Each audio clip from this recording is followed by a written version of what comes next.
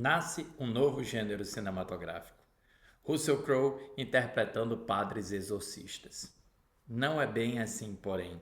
Embora tenha muita gente pensado que O Exorcismo fosse uma continuação do divertido e irreverente O Exorcista do Papa, na realidade são filmes bem diferentes, tanto em ambição quanto em temática. O Exorcismo conta a história de Anthony, um ator que caiu em desgraça em Hollywood depois da morte de sua esposa tê-lo empurrado para o fundo da garrafa e para a dependência química. Isto provocou ferimentos na relação com a filha, que, como ensina a cartilha do clichê hollywoodiano, não o chama de pai, o chama pelo primeiro nome. Agora, depois de um acidente ter custado a vida de um ator, Anthony tem a chance de se reerguer assumindo o papel deste personagem em um filme de terror amaldiçoado, no qual interpretará um padre exorcista. Entretanto, durante as filmagens, ele começa a vivenciar traumas do passado e começa também a ser atormentado por forças sobrenaturais. O maior problema de O Exorcismo já está escancarado na frase do diretor do filme dentro do filme.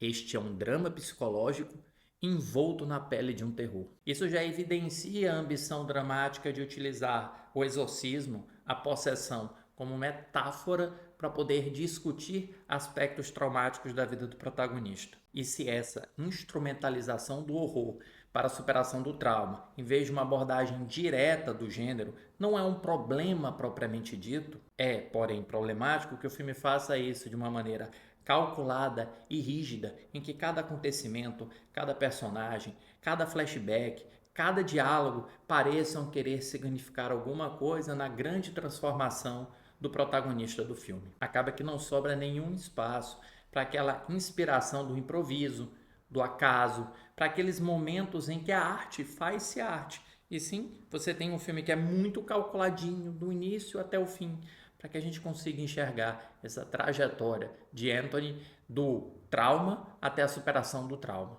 A relação imediata que o espectador costuma construir com filmes de terror é substituída pelo desejo de que a culpa e o trauma sangrem previsivelmente dentro do personagem do filme. No lugar do demônio concreto e propriamente dito, que no caso do filme é um certo Moloch, nós temos demônios metafóricos representativos do consumo de álcool, da maneira errada com que lidou com a morte da esposa, da dependência, da relação com a filha.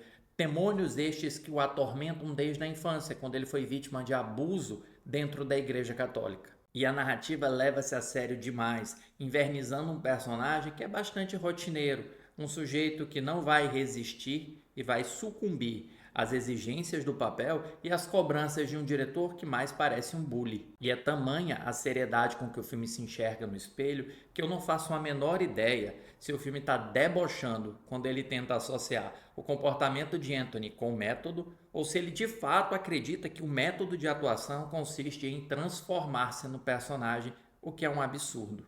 Da mesma maneira, existe um descompasse como a narrativa introduz o elemento metalinguístico.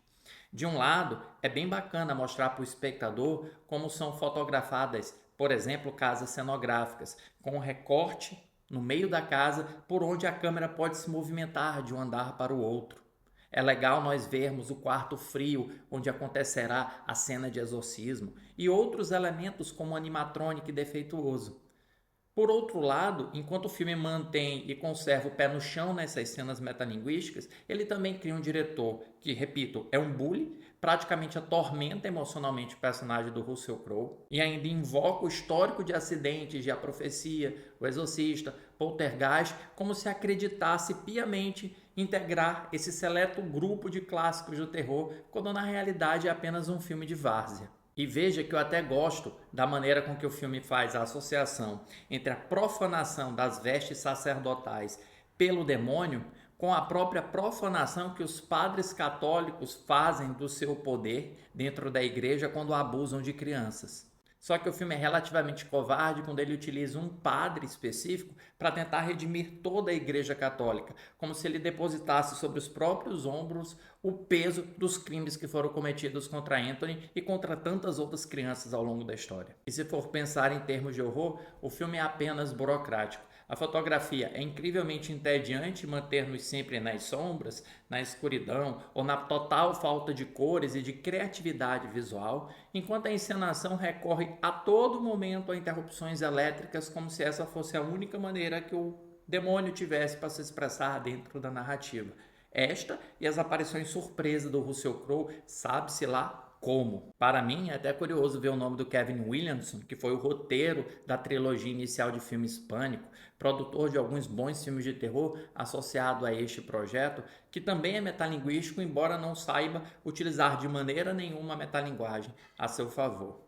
O filme é apenas mais no mesmo. Uma história de terror que serve, na verdade, como desculpa para um drama de um personagem que precisa superar um grande trauma. E por causa disso, para O Exorcismo, que estreia nos cinemas brasileiros esta semana, eu dou 2 estrelas em 5.